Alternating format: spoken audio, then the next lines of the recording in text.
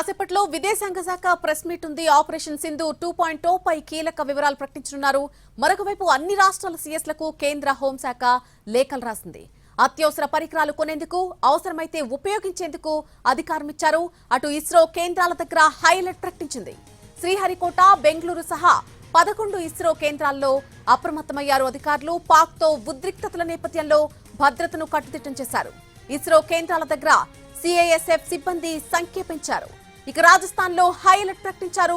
జైసల్మేర్, రాంగఢ్, బడ్మేర్, ఫలోది, పోఖ్రాన్, బికనేర్, గంగానగర్ లో బ్లాక్అవుట్ ఉంది. జనం ఇళ్లలోనే ఉండాలని భారత ఆర్మీ ఆదేశాలు జారీ చేసింది.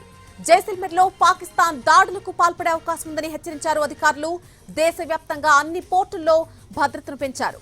భద్రతను 2వ స్థాయికి పెంచుతూ కేంద్ర ప్రభుత్వం ఆదేశాలు జారీ చేసింది. పోర్టులు, టెర్మినల్స్, నౌకలకు కూడా భద్రతను పెంచారు. పాకిస్తాన్ దాడులతో పంజాబ్ ప్రభుత్వం అప్రమత్తమైంది.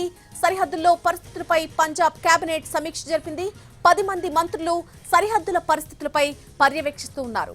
అటు హర్యానా, పంచకులలో ప్రజలను అప్రమత్తం చేశారు భద్రతా దళాలు. ఇళ్లలోనే ఉండాలని ఆదేశాలు జారీ చేశారు.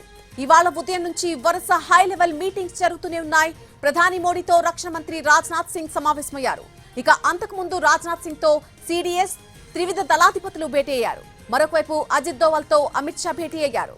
బీఎస్ఎఫ్, సిఐఎస్ఎఫ్ డీజీలతో అమిత్ షా తాజా పరిస్థితులపై సమీక్ష జరిపారు.